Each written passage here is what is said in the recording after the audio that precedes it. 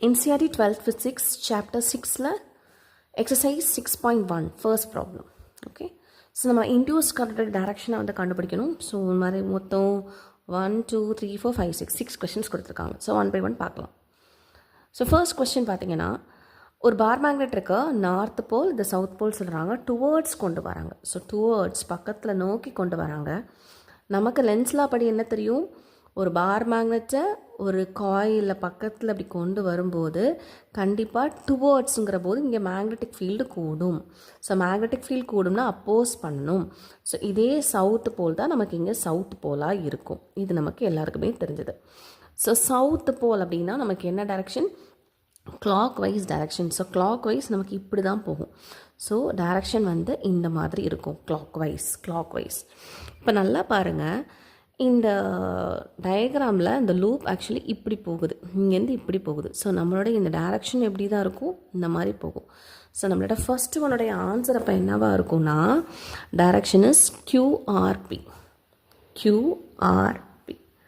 Close லூப்புங்கிறது again க்யூவில் இப்படி சுற்றி இதுக்குள்ளே வந்துடும். ஸோ QRPQ இதான் ஃபர்ஸ்ட் கொஷினுடைய ஆன்சர். இப்போ நெக்ஸ்ட் கொஷின் பார்க்கலாம். இதே கொஷின் தான். இப்போ இங்கே சவுத் போல் இருக்குது, இங்கே நார்த் போல் இருக்குது, இங்கே டுவர்ட்ஸ் கொண்டு வராங்க. இங்கே டுவர்ட்ஸ்னால் அப்போ இங்கே அவேன் இருக்கும். ஓகே, நம்ம இப்போ ஃபர்ஸ்ட் இதை பார்க்கலாம்.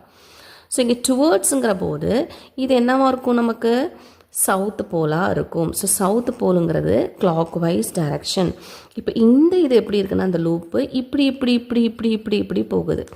ஸோ இந்த லைன் வந்து எது கூட கனெக்டாக இருக்குன்னா, இந்த இதுக்கு கூட இப்படி கனெக்டாக இருக்குது. ஸோ இங்கே வருது அப்படின்னா மீனிங் என்ன, இங்கே வருதுன்னா மீனிங் என்ன, இப்படி இருக்கணும். அடுத்தது இதே தானே இங்கே அட்டாச்சாக இருக்குது, ஸோ இப்படி இருக்கணும்.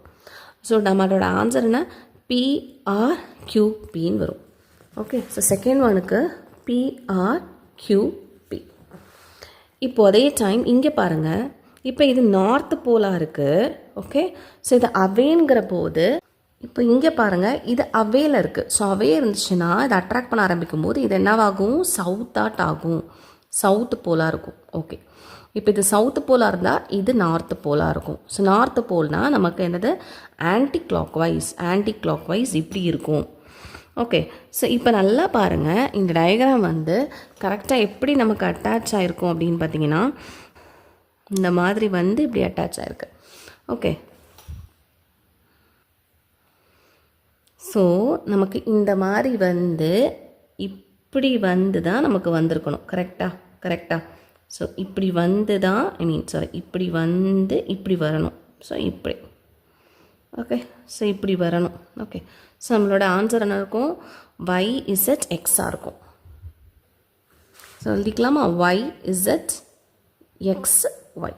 ஓகே, அது இது சி கொஸ்டின் நல்லா பார்த்தீங்க அப்படின்னா, டேப்பிங் கீ ஜஸ்ட் க்ளோஸ்ன்னு சொல்கிறாங்க. டேப்பிங் கீ ஜஸ்ட் க்ளோஸ்ட் அப்படிங்கிற போது நமக்கு எப்படி இருக்கும், க்ளோஸ் அப்போ தான், அது வரைக்கும் கரண்ட் ஃப்ளோ இருக்காது. இப்போ கரண்ட் ஃப்ளோ இருக்கும், எங்கேருந்து -to + இந்த மாதிரி வருது. ஓகே, ஸோ இது என்ன டைரக்ஷன், இது வந்து கிளாக் வைஸ் டைரக்ஷனாக இது பக்கத்தில் இருக்கிறது என்னவாக இருக்கும், சவுத்து போலாக இருக்கும்.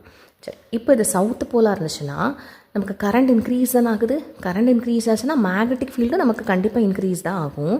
ஸோ மேக்னெட்டிக் ஃபீல்டு இன்க்ரீஸ் ஆச்சுன்னா இதுவும் என்னவாக இருக்கும், சவுத்தாக இருக்கும். அப்போ இது என்னவாக இருக்கும், நார்த்து போலாக இருக்கும். ஸோ நார்த்து போல்னால் நமக்கு என்னது, it is anti clock wise direction, so இதோட ஆன்சர் நமக்கு அப்போ என்ன இருக்கும்னா, இட் இஸ் YZXஆக இருக்கும். ஓகேவா, சரி, இப்போ இந்த கொஸ்டின் பார்க்கலாம். ரியோஸ்டாட் செட்டிங்ஸ் பீயிங் சேஞ்ச்னு சொல்கிறாங்க. ஸோ ரியோஸ்டாட் என்னது, ரெசிஸ்டன்ஸை சேஞ்ச் பண்ணக்கூடியதுக்கு. ஸோ ரெசிஸ்டன்ஸ் கூடுச்சுன்னா நமக்கு கரண்ட் ரெடியூஸ் ஆகும், ரெசிஸ்டன்ஸ் குறைஞ்சதுன்னா கரண்ட் வந்து கூடும். இதுதான் நம்மளோட கான்செப்ட். இப்போ நம்ம செகண்ட் கேஸ் பார்த்தோம் அப்படின்னா, ரெசிஸ்டன்ஸ் குறையுதுன்னா கரண்ட் வந்து கூடணும். கரெக்டாக. ஸோ நமக்கு இப்போ என்ன இதில் இருக்குது, இட் இஸ் ஆன்டி கிளாக் வைஸ்னால் நமக்கு என்னது, நார்த்து போலாக இருக்கணும். ஓகே, ஸோ நார்த்து போலாக இருந்துச்சுன்னா நமக்கு இங்கே கரண்ட் வந்து கூடுது. ஸோ இங்கேயும் என்ன இருக்கும், நமக்கு நார்த்து போலாக இருக்கணும். ஸோ புரியுதா, இது வந்து ஆன்டி கிளாக் வைஸாக இருக்குது. ஸோ நார்த்து போல் நமக்கு கரண்ட்டு கூடிட்டே இருக்குது. ஸோ கரண்ட்டு கூடுச்சுன்னா மேக்னெட்டிக் ஃபீல்டு கூடும். ஸோ மேக்னெட்டிக் ஃபீல்டு கூடுச்சுன்னா இதுவும் என்னவாக இருக்கும், நார்த்தாக இருக்கும். ஸோ நார்த் போலாக இருந்துச்சா இது என்னவாக இருக்கும், இட் இஸ் சவுத்து போலாக இருக்கும். ஓகே, ஸோ சவுத்து போல் அப்படின்னாக்க நமக்கு என்ன direction it is clock wise. So கிளாக் வைஸ்ன்னு வரும்போது நம்மளோடது என்னது ஆன்சர் ZYX. So ZYX. ஓகேவா? இப்போது இ கொஸ்டின் பார்த்தீங்க அப்படின்னா டேப்பிங் கீ ஜஸ்ட் ரிலீஸ்ன்னு சொல்கிறாங்க. சரி, ஓகே, ஓப்பன் பண்ணி விட்டுருக்காங்க. ஸோ அதுக்கு முன்னாடி வரைக்கும் கரண்ட் எப்படி இருக்கும், ஃப்ளோ ஆகிட்டு இருந்திருக்கும். எப்படி ஃப்ளோ ஆகிட்ருக்கும், -to + எப்படி ஃப்ளோ ஆகிட்ருக்கும். ஸோ இது என்ன direction it is anti clock wise. So ஆன்டி கிளாக் வைஸ்னால் இது வந்து நார்த்து. சரி, இப்போ இங்கே நார்த் போலாக இருக்குது. இப்போது டேப்பிங்கி ஜஸ்ட் ரிலீஸ்னால் நமக்கு என்னது கரண்ட் குறையணும். ஸோ கரண்ட் குறைஞ்சுன்னா மேக்னெட்டிக் ஃபீல்ட் குறையணும். மேக்னெட்டிக் ஃபீல்ட் குறைஞ்சதுன்னா லென்ஸில் அப்படி என்னது இது வந்து அட்ராக்ட் பண்ண ஆரம்பிக்கும். ஸோ இது என்னது சவுத்து போலாக இருக்கும், இது வந்து நார்த்து போலாக இருக்கும். ஸோ நார்த் போல் அப்படிங்கிற போது இது என்னது ஆன்டி கிளாக் வைஸ். ஸோ ஆன்டி கிளாக் வைஸுங்கிற போது இப்படி வரும் XRY. நெக்ஸ்ட்டு இந்த question current decreasing at a rate of. Current வந்து எனக்கு டிக்ரீஸ் ஆகிட்டே இருக்குது.